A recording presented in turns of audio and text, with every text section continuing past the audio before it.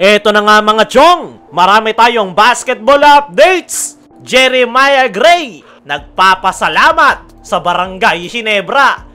Semifinals ng Barangay Ginebra. Scripted nga ba gaya ng sinasabi ni Homer Saison? Kagabi nga mga chong ay nakuha na ng Barangay Ginebra ang kanilang ikalawang sunod na panalo ngayong semifinal series kontra Northport Batampier. Dalawang panalo na lang ang kanilang kinakailangan para makapag-advance sa PBA Finals. Pero nasisira nga yung celebration ngayon ng Barangay Ginebra fans sa pagkakapanalo ng Barangay Ginebra dahil sa mga kumakalat na bali-balita ngayon na scripted daw yung semifinal series ng Barangay Ginebra kontra Northport Batampier.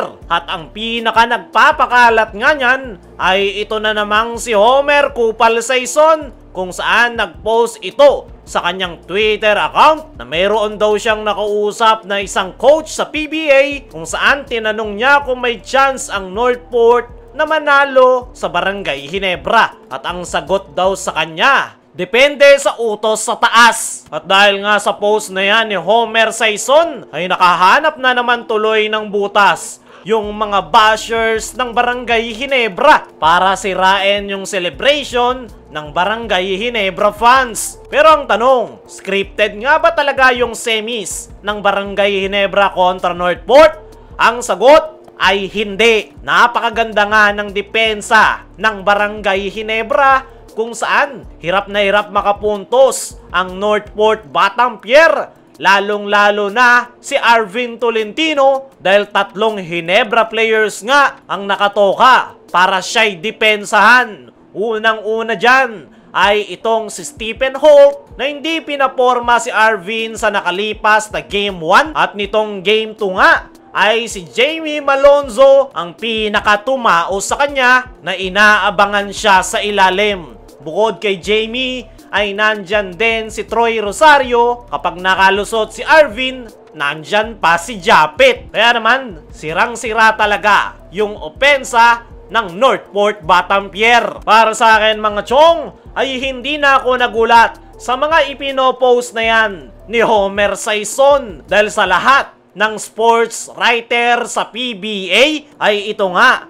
yung pinaka-hate na hate ang Barangay Ginebra. Wala ngang matinong sinusulat itong si Homer Saison patungkol sa SMC, lalong-lalo na para sa kupunan ni Coach Tim Cone. Maging ang Gilas Pilipinas ay walang pinapalampas si Homer Saison dahil nitong nakaraan lang ay tinitira nito si Coach Tim dahil sa sunod-sunod na pagkakatalo at sinuggest pa nito sa SBP na dapat palitan si Coach Tim Cone. At ngayon naman, Barangay Ginebra naman ang kanyang tinitira kung saan ay inaakusahan niyang scripted ang semifinals. Kung totoo man yung sinasabi ni Homer Saison, ay pangalanan niya yung nakausap niyang head coach na nagsabing mananalo lang ang Northport kapag may utos sa taas. Pero malamang sa malamang, hindi yan gagawin ni Homer Saison dahil wala naman siyang nakausap at gawa-gawa niya lang yan. Panigurado, sasabihin lang ni Homer Kupal Saison na hindi niya po pwedeng pangalanan ang nasabing head coach bilang proteksyon. Pero napakalumang tugtugin na nga yan at kahit sino ay pwedeng maggawa-gawa ang kwento. Sana lang talaga ay umaksyon ang PBA patungkol sa akusasyon ni Homer Kupal Saison sa Barangay Ginebra. Dahil sa ganyang mindset na sisira ang PBA, hirap na ngang humatak sa mga fans. May mga kupal pang writer na ginagamit ang pagiging columnist para i-hate ang isang kupunan. Dumako naman tayo dito sa kabilang balita.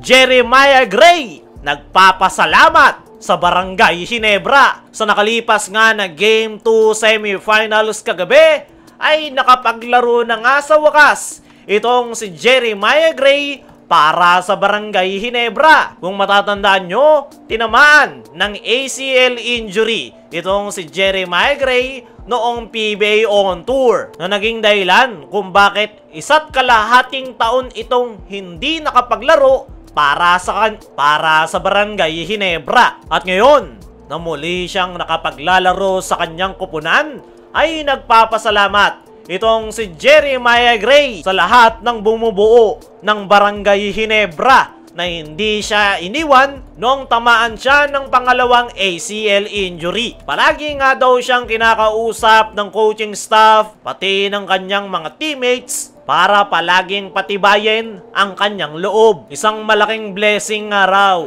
kay Jeremiah Gray ang kanyang pagbabalik in hard court. Kaya naman, napakalaki talaga ng pasasalamat nito sa Barangay Ginebra, lalong-lalo na sa management at kay Boss Al Francis Chua. Para sa akin mga chong, ay naniniwala ako na malaki pa rin ang maitutulong nitong si Jeremiah Gray para sa Barangay Ginebra, lalo na ngayong PBA playoffs. Mas maraming options ngayon si Coach Tim dahil sa pagbabalik nitong si Jeremiah Gray. At sana lang talaga ay maibalik na talaga nito ang kanyang 100% at magtuloy-tuloy na ang kanyang basketball career sa Barangay Ginebra. Kayo mga chong, ano masasabi nyo sa pagbabalik nitong si Jeremiah Gray? Ano rin yung masasabi nyo sa kumakalat na scripted daw ang semifinals? I-comment mo lang dyan sa ibaba.